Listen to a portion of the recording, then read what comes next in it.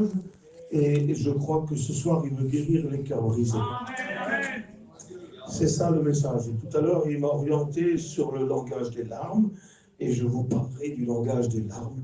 Et je crois que Dieu veut guérir les cœurs qui sont affligés ce soir et qui ont besoin que Dieu vienne les guérir. Voilà, on va laisser rentrer Mike, Morgane et Gabriel. Et on va faire la réunion ensemble. Et il faut que tu pries pour toi, d'accord? Hein? Allez, individuellement, personne prie pour moi. Mais tu vas demander à Dieu qu'il vienne enlever tout obstacle. Ce qui va empêcher la prédication, tu vas lui demander qu'il vienne t'aider. Hein? Allez, on prie maintenant et on va le faire avec Lily. Hein, Lily va le faire. Oh Dieu. Voulez-nous bien te louer pour grâce, Seigneur, ce soir. Oh Dieu. Nous savons que tu es là en esprit, en vérité. Tu as dit dans ta parole, celui-là qui demande reçoit. Bénis ton messager, Seigneur, ce soir. Amen. Que puisse avoir une parole pour nos cœurs, pour nos vies. Que ton nom soit béni et glorifié. À toi revient toute la gloire. Prends toute la place, puissant Seigneur. Que ton nom soit béni. Merci, mon Dieu. Merci, mon Maître. Merci. Wesley va prier aussi. Oh Dieu.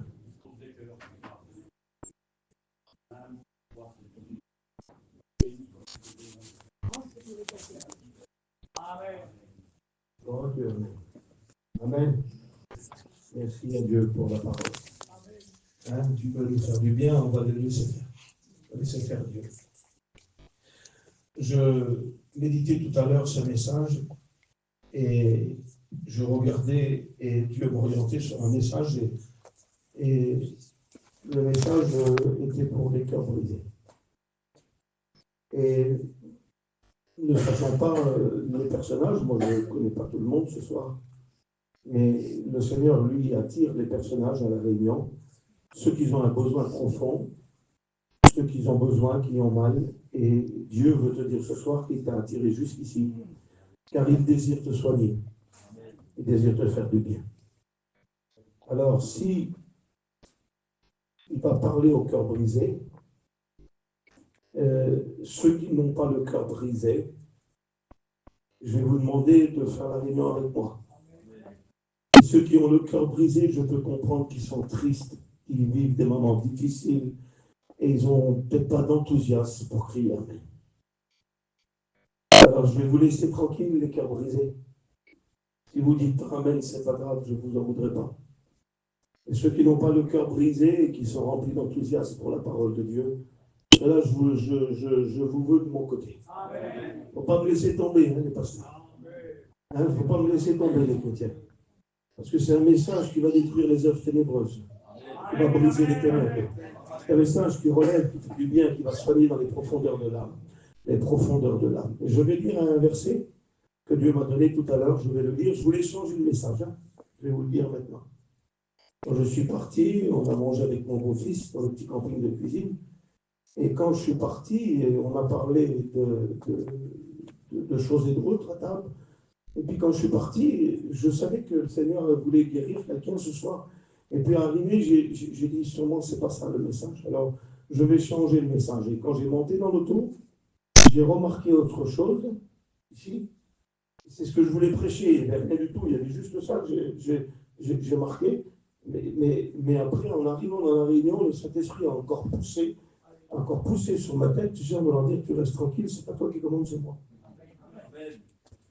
Tu ne fais pas ce que tu veux. Tu ne vas pas prêcher ce que tu veux toi. Hein. Moi, je veux prêcher ce que moi je veux. Et comme je suis obligé d'obéir à Dieu, obligé de lui obéir.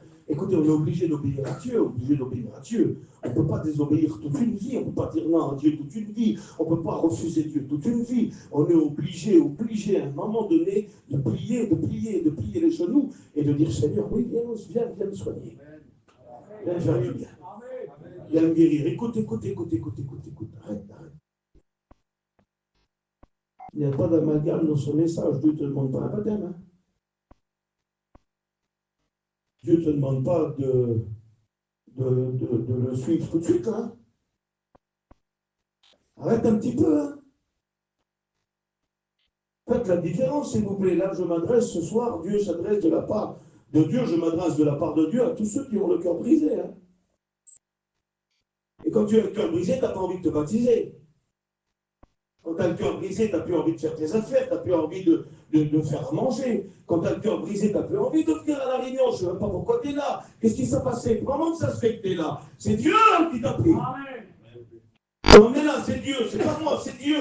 C'est personne d'autre que Dieu. Amen.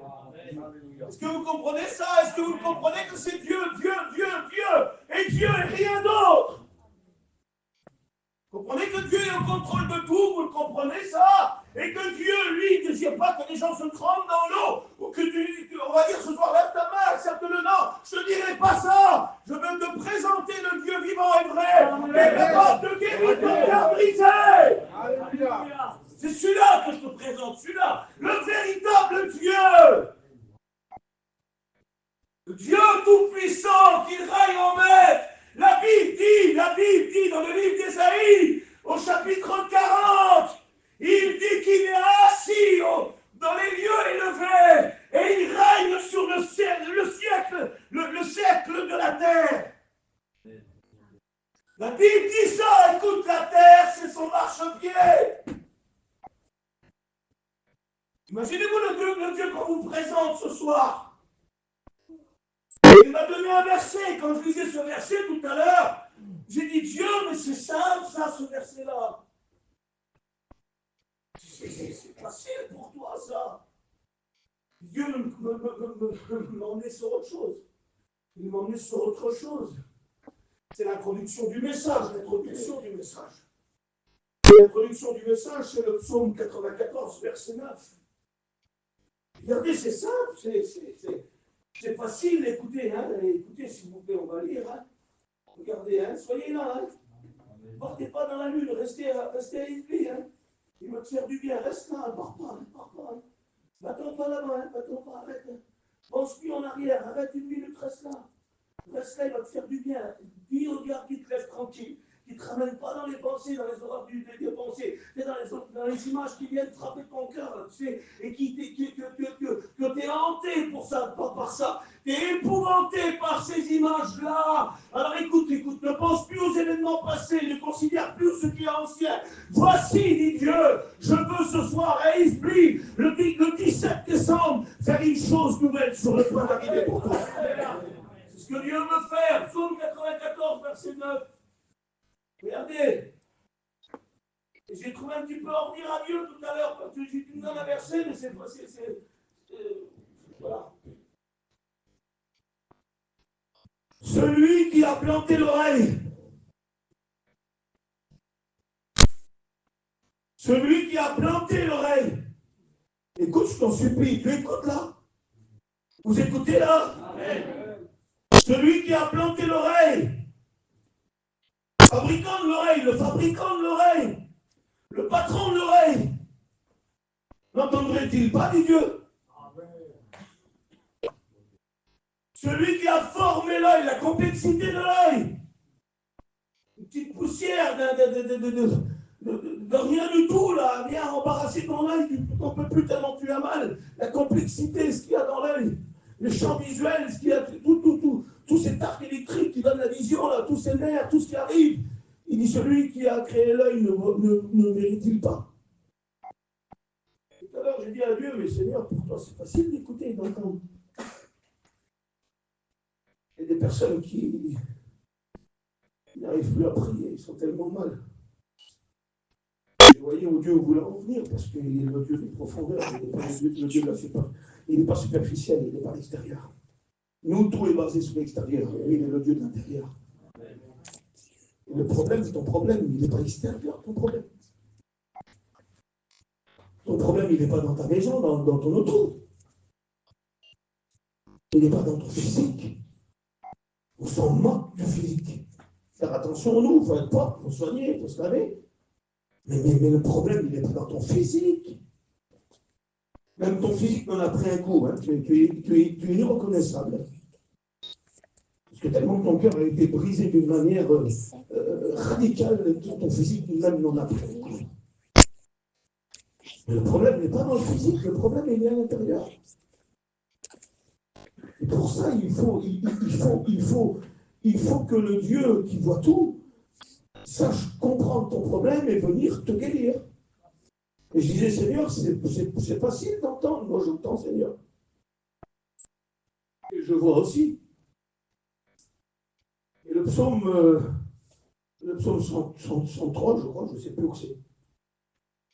Il dit que de loin, tu pénètres ma pensée. Tu sais, quand je m'assieds et quand je me lève. Il dit que la parole n'est pas sous ma bouche, que déjà au éternel, tu la connais. Il dit, si je monte aux cieux, tu y es. Si je descends en profondeur de la terre, tu es là-bas. Si je prends les ailes de l'aurore et si je veux m'enfuir à l'extrémité, il dit, tu es déjà là-bas. Ça veut dire que ce soir, je vous parle d'un Dieu, non seulement qui a créé une oreille et qui entend et qui a créé des yeux qui voient, il va au-delà de cela. Parce qu'il m'a donné un verset, écoutez. Et le verset, il est question des larmes. Il est question des larmes. Et tout à l'heure, le Seigneur me parlait des larmes. Il ne me parlait pas d'une prière, il ne me parlait pas d'une louange, il ne me parlait pas. Il m'a parlé, le psaume 5, il parle d'un soupir. Si quelqu'un viendrait à prier, on dirait sur lui, viens faire une prière, mon frère. Regardez, puis s'il ferait ça, comment qu'on se moquerait de lui, nous, d'elle? Regardez, si on appellerait quelqu'un à prier derrière l'estrade, regardez comment qu'on est pauvre et comment qu'on se fière tout ce qu'on voit, nous. Nous, il n'y a rien d'autre qui nous intéresse, c'est ce qu'on voit, nous. Et si quelqu'un viendrait derrière l'estrade, là, ici, là, derrière l'estrade, et puis il ferait ça, regarde, il viendrait à sa prière, et nous, on attendrait une belle prière. Tout à l'heure, j'ai demandé à lui de prier, il a prié. J'ai demandé à Wesley de prier, il a prié. Et puis, si quelqu'un viendrait qui ferait ça, regardez, comment on se moquerait de lui, nous, comment on se moquerait de lui. Parce que nous, on ne voit pas l'intérieur, on voit que l'extérieur, nous. Si quelqu'un viendrait prier, qui faisait ça, et il repartirait s'asseoir. Bon Dieu, comment on serait moqué de lui dans le domaine? Comment on saurait moquer de lui? On aurait dit, il a prié, il est malin, il est malin. Ils ont demandé pour prier, t'as vu le pasteur, il a fait juste ça. Par contre, le psaume 5 me dit qu'il écoute les soupirs. Le psaume 5, il écoute les soupirs. Nous, les grands intelligents, les grands intellectuels, les grands qui savent tout, les grands qui voient tout, si on viendrait, quelqu'un viendrait vers nous qui ferait ça.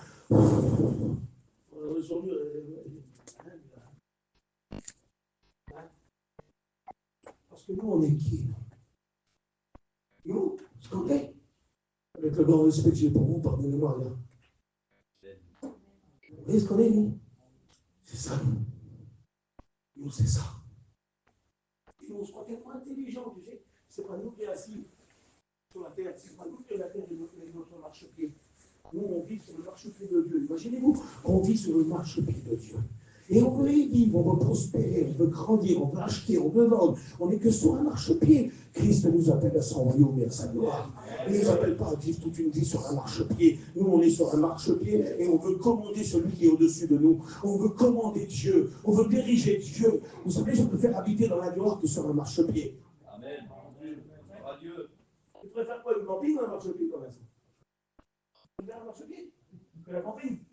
Non, moi j'aime mieux la camping. Non, Vincent, c'est bon ce qu'il a dit. Il est avec moi dans la prédication. Ah oui, ça c'est nous. Marche-pied. Marche-pied. Marche-pied. C'est toi aussi. Hein. Mais non, je ne vis pas sur un marche-pied, j'ai une maison. Amen. J'ai une taverne, j'ai une femme. J'ai un camping, j'ai des sous.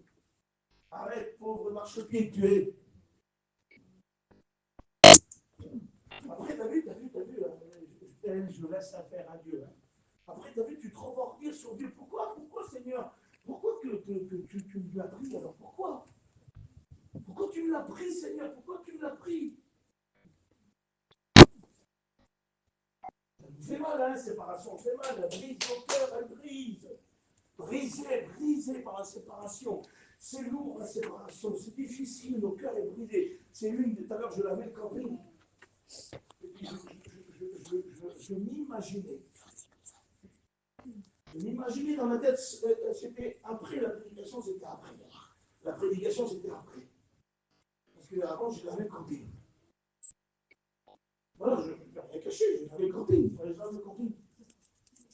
Pour ça, il y avait le camping, mais moi, je l'avais le toit, je ne pouvais pas avoir accès au toit. Alors, je l'avais le camping, c'est rien, c'est rien. Dieu connaissait le message.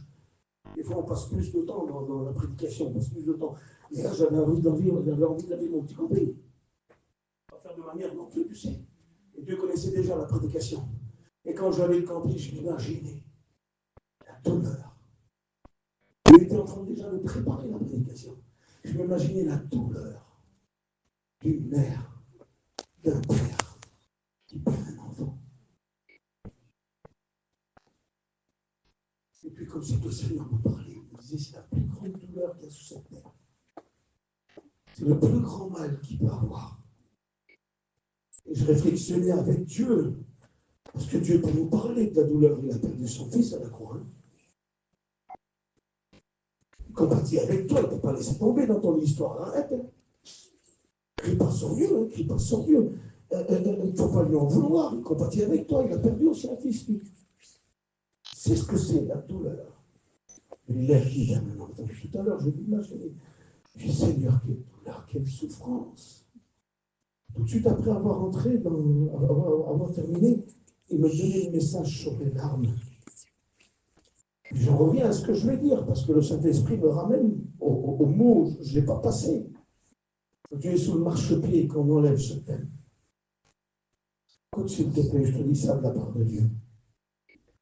Quand tu vis sur ton marchepied, toi, sur la terre, et puis que ce thème parte,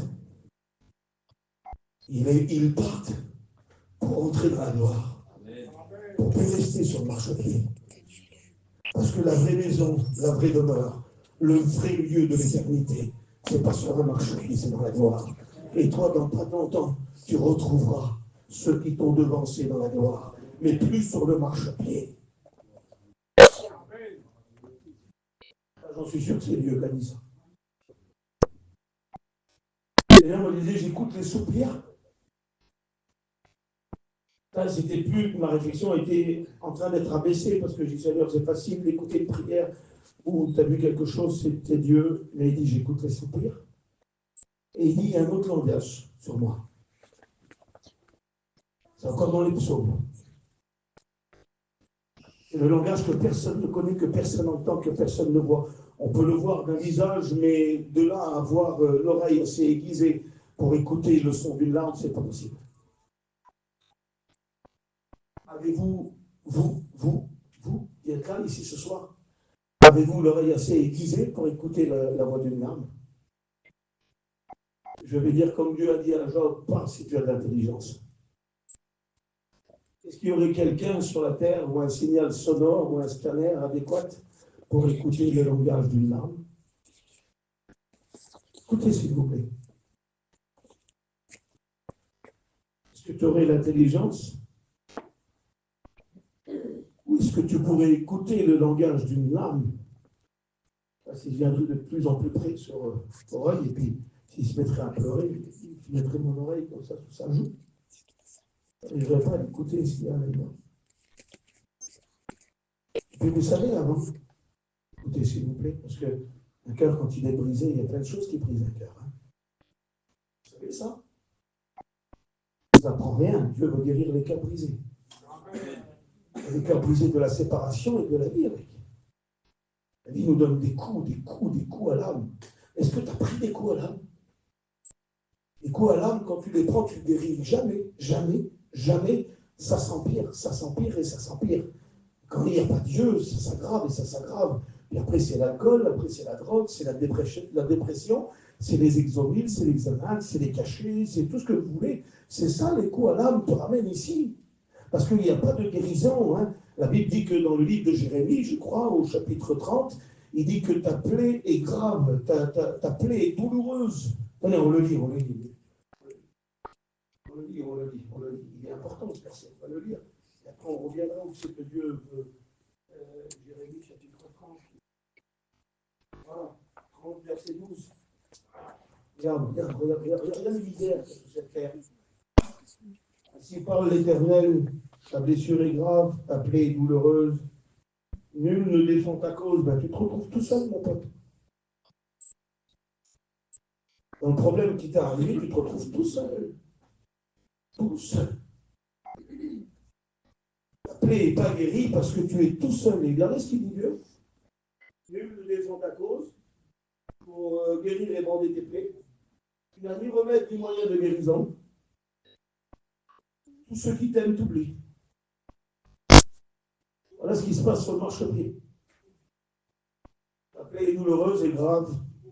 Tu n'as ni moyen de remède, ni moyen de guérison. Et puis tous ceux qui t'aiment t'oublient, tu es tout seul. Et puis le Seigneur me disait que pour tous ceux qui ont le cœur brisé ou qui ont été brisés par la vie, par les événements de la vie, il y a quelque chose que j'entends. Je le disais tout à l'heure. Vous savez, avant, dans l'Ancien Testament, écoutez s'il vous plaît, dans l'Ancien Testament, quand les gens mouraient,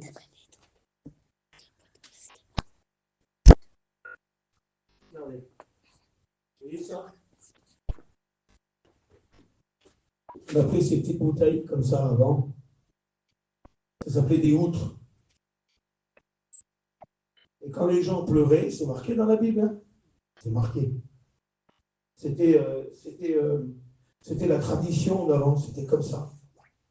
C'était des traditions hébraïques. Quand il y avait des tragédies, quand il y avait une tragédie dans un foyer, les gens ouvraient l'outre et tous les larmes, ils les recueillaient.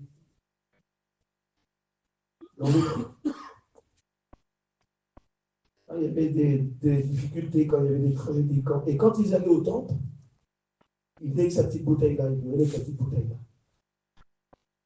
Et ils montraient à Dieu toutes leurs souffrances. Mais par contre, ils faisaient autre chose avec. C'est quand ils mouraient, ils prenaient leur petite bouteille, et puis ils étaient, pardonnez-moi, ils étaient enterrés avec.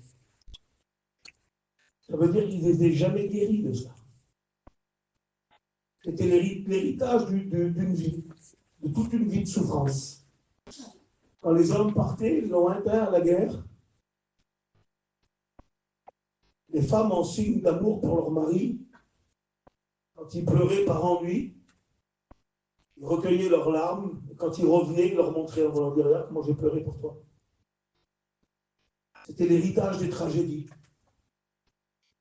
Et puis pour eux, ça avait peut-être de la valeur, mais c'était que de l'angoisse, de la souffrance, de la douleur.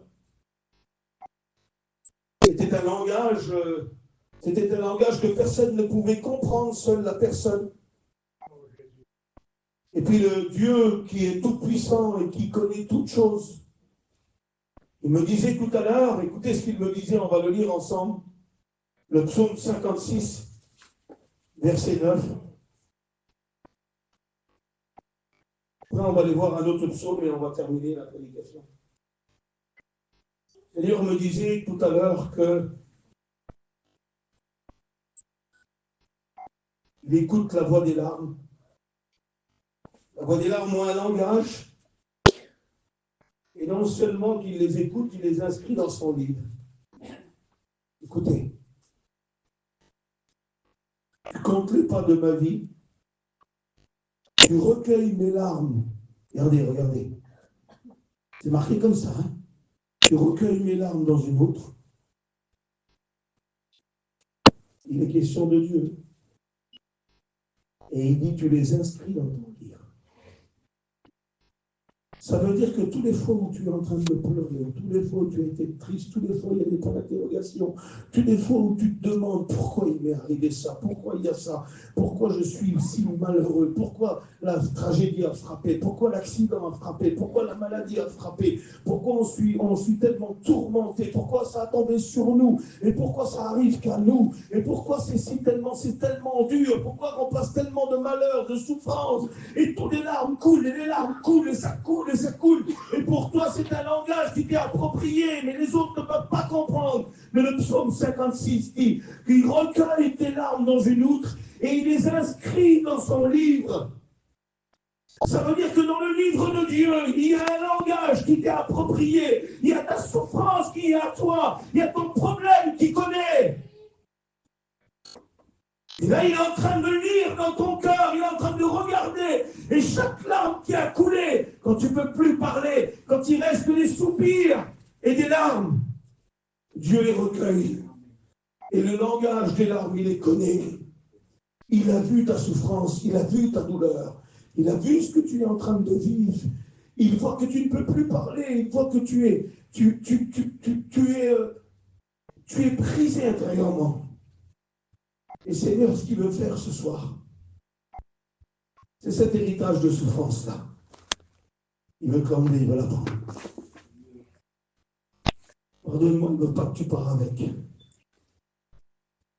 Ce soir, il veut guérir ton cœur brisé. Mais comment il va faire? Comment il va faire pour guérir mon cœur? La seule chose que tu dois faire, c'est de dire oui, Seigneur. Il n'y a pas autre chose. Il n'y a rien d'autre. Écoute, le coup que tu as pris qui te fait vraiment mal et qui est vraiment lourd sur ta vie, il n'y a que Dieu qui peut le guérir. Allons terminer avec un psaume. Et ce psaume-là est un psaume que souvent j'en parle parce que c'est quelque chose de très grand. Ça nous dépasse. Ça nous dépasse. Je vais lire le psaume, je ne sais pas si je vais le commenter. Peut-être que tu le comprends un peu mieux, le Saint-Esprit me donnera les mots pour le commenter. Et ce psaume-là est tellement grand, tellement puissant, ce que Dieu est capable de faire. Vous savez, dans le monde où on vit aujourd'hui, sur le marchepied de Dieu, les hommes font des études, ils étudient. Et puis ils ont étudié les temps. Ils étudient les étoiles, ils étudient le ciel, ils étudient le soleil, les planètes, les systèmes solaires, les galaxies. On appelle ces hommes-là les savants. Et puis c'est des cerveaux à plusieurs étages. Et puis j'ai rencontré un savant dernièrement, avec des diplômes de savant. J'ai parlé avec lui et il dit, monsieur, vous savez, quand on est savant, on étudie jusqu'à notre mort. Donc c'est pas... l'école publique, hein. Vraiment, les cerveaux, et puis ces savants-là ont fait tellement d'études et ont tellement étudié toutes choses. Il y en a un en particulier qui a étudié le cœur. Et celui-là, c'est un savant mathématicien, c'est un des maîtres de la mathématique. Savant mathématicien. Le plus fort qu'il y a eu. Le plus fort, il s'appelle Blaise Pascal. Et lui, il a voulu étudier le cœur de l'homme. Et puis, sa réflexion a été celle-là. Regardez ce qu'il a dit, écoutez. Il a dit, dans le cœur de l'homme, il y a un vide que rien ne peut combler. Et il a donné la raison, pourquoi?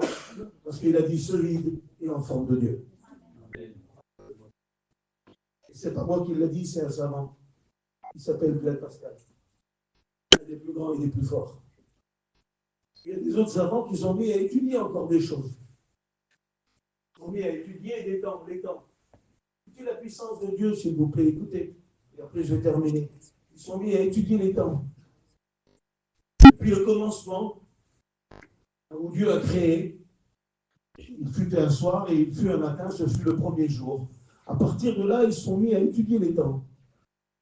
Et ils ont trouvé que dans les temps du commencement jusqu'à aujourd'hui, il manque 24 heures. Ils ne savent pas où ils ont passé, ils ne savent pas où ils sont partis, ils ne le savent pas. Mais il manque 24 heures. Alors, s'ils auraient fouillé la Bible, ils auraient trouvé où ils sont. Ils auraient été dans le livre de Josué au chapitre 10, à un moment donné, pour que Israël remporte le combat. Josué va prier et va arrêter le soleil dans sa course. Quand il va arrêter le soleil toute une journée, Israël va remporter le combat. Et puis dans le livre d'Ésaïe, au chapitre 38, à un moment donné où Ézéchias doit mourir, où il adresse une prière et des larmes à Dieu, elle lui dit qu'il va prier et pleurer, prier et pleurer. Puis d'un seul coup, l'Éternel va dire, j'ai écouté ta prière et j'ai vu tes larmes. J'ai écouté ta prière et j'ai vu tes larmes. Et c'est ce qu'il peut te dire ce soir à travers la prédication. J'ai écouté ta prière, ou peut-être qu'il y a plus de prière, et j'ai vu tes larmes. Peut-être qu'il dit ça aussi. Et à un moment donné, là, il va arrêter la terre. Elle tourne sur elle-même, elle tourne autour du soleil. À 1660 km/h, elle s'arrête. Et puis il la fait reculer. Peut-être que c'est là qu'il manque les 24 heures, j'en suis sûr. Et puis il y a un psaume en particulier, écoutez s'il vous plaît. Je vous dis ça pour vous faire comprendre la grandeur de Dieu. Les scientifiques disent aussi qu'il y a sur la terre, vous prenez tous les déserts de la terre et tous les plages et les mers, tous les sables de la terre, ils disent qu'il y a plus d'étoiles dans le ciel que de grains de sable sur la terre. Vous pouvez prendre une poignée de sable comme ça, des millions de petits grains, qui peuvent les compter. Ils disent avec tous les déserts du Sahara, tous les déserts de la terre, toutes les plages, il y a plus d'étoiles dans le ciel que de grains de sable sur la terre. C'est ce qu'ils disent. Et ils appellent ça, ils disent que, parce qu'ils ont des mesures, et des mètres et des calculs, ils mesurent au mètre carré, et ils pèsent un mètre carré, et ils savent au millimètre près, au chiffre près, combien de grains de sable il y a, et ils appellent ça des puissances. Et ils appellent des puissances, c'est un 1 avec 22 zéros derrière, ça s'appelle 10 puissance 22. Ils disent qu'il y a 10 puissance 22 de grains de sable sur la Terre, et ils disent qu'il y a 10 puissance 23 d'étoiles au ciel. Ça veut dire qu'il y a plus d'étoiles au ciel que de grains de sable sur la Terre. Et pourquoi tu nous dis tout ça, Donald? Je vous dis tout ça parce que je vais arriver à un psaume. Et ce psaume auquel je vais arriver, Dieu ouvre une porte que Dieu seul peut ouvrir. Et pour démontrer aux hommes qu'il est capable de guérir les cœurs brisés, après il va dire quelque chose dans ce psaume qui correspond aux étoiles. Et je suis obligé de vous expliquer ça pour vous montrer la grandeur de Dieu, la puissance de Dieu et ce que Dieu est capable de faire. Regardez, nous allons lire ensemble le psaume 147. Et le psaume 147 nous parle des vies brisées, des vies détruites. Nous parle des tragédies de la vie, des catastrophes de la vie. Et regardez ce qu'il nous est dit.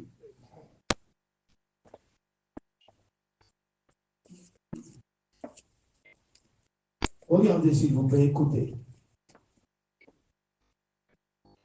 Le psaume commence comme ça. Louez l'Éternel car il est bon de célébrer notre Dieu. Car il est doux, il est bienfaisant de le louer. Écoutez, maintenant nous allons voir ce que Dieu va faire. C'est un hymne de reconnaissance, c'est un cantique de reconnaissance que David écrit. Et puis regardez ce qu'il est dit. L'Éternel rebâtit Jérusalem. Écoutez, hein. Vous écoutez là? J'ai fini, hein. Je vous promets que j'ai fini. Dans 5 minutes, j'ai fini. Ça fera 30 minutes que je prêche. L'Éternel rebâtit Jérusalem. Il rassemble les exilés. Et puis ça, c'est faisable. Guérir, rebâtir et faire sortir quelqu'un de prison avec une grosse caution, c'est possible aussi. Et là, Jésus, Dieu, va ouvrir une porte qui est réservée qu'à Dieu. Et regardez ce qu'il va dire. L'Éternel rebâtit Jérusalem, il rassemble les exilés, il guérit ceux qui ont le cœur brisé et il pense leurs blessures. Et regardez tout de suite après qu'est-ce qu'il va dire. C'est bizarre à comprendre, mais par le moyen du Saint-Esprit, le Seigneur m'a révélé un jour et m'a fait comprendre ce verset, parce que j'avais du mal à comprendre pourquoi tu parles des cœurs et après des étoiles. Je trouvais ça un petit peu bizarre. Je trouvais un petit peu que Dieu était en train de... Je n'aurais pas marqué ça. C'est bizarre qu'après avoir guéri un cœur brisé, il nous parle des étoiles. Il dit l'Éternel qui guérit le cœur brisé. Et d'un seul coup, regardez, il nous emmène dans les étoiles. Quel rapport qu'il y a un cœur brisé et une étoile? Quel rapport qu'il y a entre la galaxie et ton cœur brisé? Quel rapport qu'il y a avec l'univers et ton cœur? Il guérit les cœurs brisés et il pense leurs blessures. Regardez, il compte le nombre des étoiles. Il leur donne à tous des... Notre Seigneur est grand et puissant. Par sa force, son intelligence n'a point de limite. L'Éternel soutient le malheureux.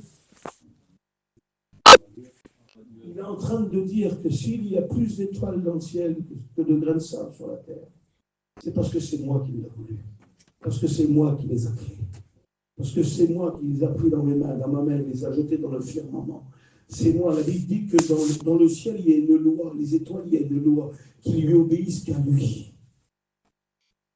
La Bible dit que les étoiles sont appelées son armée à lui. Ça veut dire que depuis qu'il les a placées, qu'il les a créées, il témoigne de lui. Quand tu regardes au ciel, tu vois la grandeur de Dieu. Et Dieu est en train de nous dire que pour guérir un cœur brisé, il n'y a qu'un Dieu qui est capable de compter tous les étoiles, de les faire venir à lui et qu'elles lui obéissent. Parce que les cœurs brisés, c'est le domaine de Dieu. C'est le domaine de Dieu. Le cœur qui a été brisé par un événement de la vie, par une souffrance. Regardez s'il vous plaît, regardez. Regardez la puissance de Dieu. 800 ans s'est passé, 800 ans. Regardez, 800 ans. 800 ans s'est passé. Il y a quelque chose qui est écrit dans le livre d'Ésaïe. Il l'a écrit par le Saint-Esprit. Regardez la puissance de Dieu. Il a écrit que dans 800 ans, un homme allait rentrer dans une synagogue et il allait ouvrir un rouleau qu'on appelle le rouleau donc d'Ésaïe. Et le rouleau d'Ésaïe devait être déroulé par un homme, mais pas n'importe lequel. Pas un homme ordinaire, pas un homme qui vient de la terre, un homme qui vient du ciel. Cet homme-là, il vient avec tout son amour, parce que sur la terre, ça souffre. Sur la terre, les gens sont brisés, les gens sont malheureux.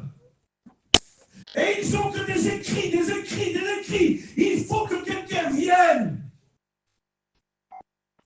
Il y a beaucoup de promesses dans l'Ancien Testament, mais la promesse ne s'est pas encore réalisée. Et Ésaïe écrit dans son livre qu'un homme va venir dans une petite synagogue de Nazareth. Et puis là, il est question, vous l'avez bien compris, pas d'un homme comme tout le monde. Il est question du Fils de Dieu, de Jésus.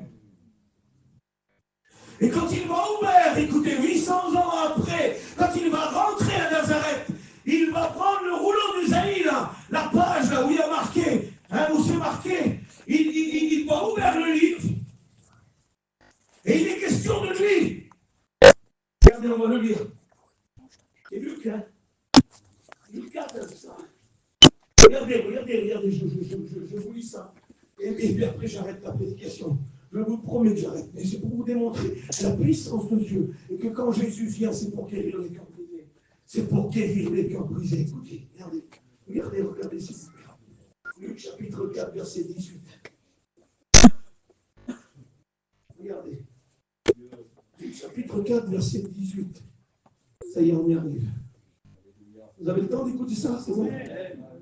Voilà, regardez. 800 ans avant, dans le livre d'Ésaïe, c'était marqué ça.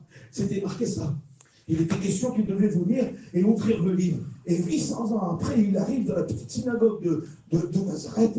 Et regardez, l'Esprit du Seigneur est sur moi. C'est lui, c'est Jésus. Parce qu'il m'a voint, d'une onction royale, il m'a voint. Il m'a voint pourquoi? Regardez, l'Esprit du Seigneur est sur moi parce qu'il m'a voint pour annoncer une bonne nouvelle aux pauvres.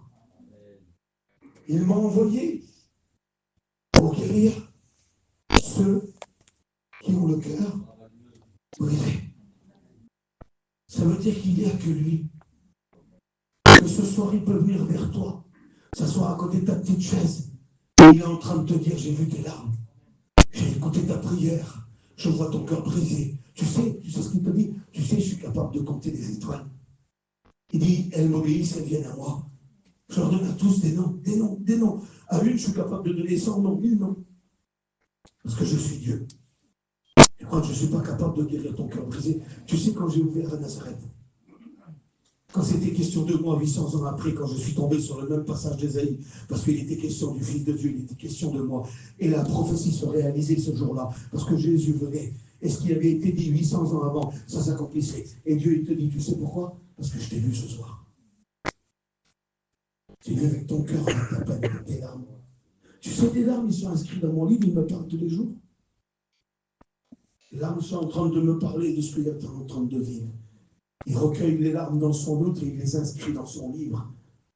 Alors, je ne sais pas ce qui se passe au ciel, mais je crois que Dieu a un grand livre et a recueilli toutes tes larmes, toutes tes larmes. Et le langage, il est en train de le lire de ta souffrance. Il connaît ta souffrance, il connaît ta douleur. Il sait ce que tu as vécu toute ta vie. Il sait ce que tu as souffert toute ta vie. Il sait ce que tu es en train de passer.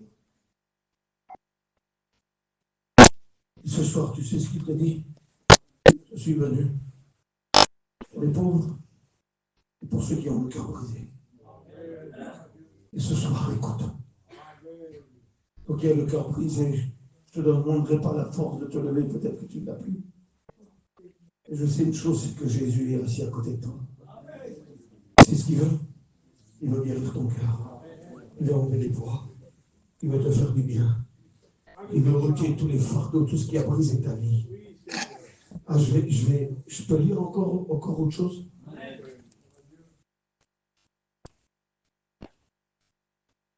La Bible dit que Jésus dit, sans moi, vous ne pouvez rien faire. Je dis encore autre chose et je finis. Je t'en supplie, écoute. Écoute, je t'en supplie. Tu vois ça? Regarde. Tu vois mon verre là? Tu sais qui voit? Tu vois? Oui, là, il est beau. Là, en vert, toi, c'est bien souligné vert là. Tu vois là? Là, vous le voyez là? En vert là? Je ne fais pas de théâtre. Je ne suis pas un scénariste. Un serviteur de Dieu. Mais je veux détruire les œuvres des ténèbres. Là, tu vois là? Tu vois? Regardez, vous voyez le verset là? Alors regardez. C'est pas de cinéma, hein? Ne dites pas ce que je n'ai pas fait. Voilà. Là, vous voyez le verset là? Vous savez c'est quoi ça? Celui-là, il n'y en a plus après là, c'est fini. C'est Malachie 4, verset 6. Il n'y a plus rien après. Il n'y a plus rien, c'est fini. Après ça c'est le verset qui ferme l'Ancien Testament. Il le ferme. Là, il n'y a plus rien. Il n'y a plus rien du tout. Là, c'est lourd. Regarde comme c'est lourd. Regarde. Il y a beaucoup plus de livres là que là. Hein. C'est lourd là. Parce que là, ici, c'est l'accomplissement, c'est la promesse. La promesse, hein, c'est ça. Hein. C'est 39 livres, c'est lourd. Mais juste à la fin, tu tournes la page, là, ici, regarde. Regarde, tu tournes la page, là. Là, les 2 pages que je tourne, là, ça fait 400 ans. Ça. Voilà. La page blanche, là. Vous voyez la page blanche? Là. Vous voyez la page blanche, là? Et nous, on tourne une page, là. Mais entre la fin et le Nouveau Testament, il y a eu un silence de 400 ans. Dieu n'a plus parlé. Il n'y a plus rien qui a été écrit, là, à part le Talmud. Et puis les idées des hommes. Il n'y a pas inspiré. Il n'y a plus rien.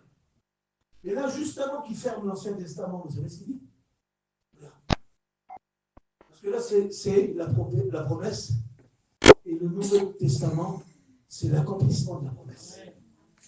Là, c'est la promesse, les 39 livres de l'Ancien Testament, c'est beaucoup de séparation, beaucoup de douleur, beaucoup de souffrance. Mais Dieu a promis qu'il allait venir Jésus. Et il est lourd, celui-là, il est fatigant.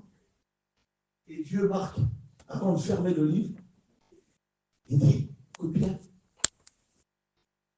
il ramènera le cœur des pères à leurs enfants et le cœur des enfants à leurs pères. Ça veut dire un signal donné à la voix d'un archange au son de la trompette de Dieu.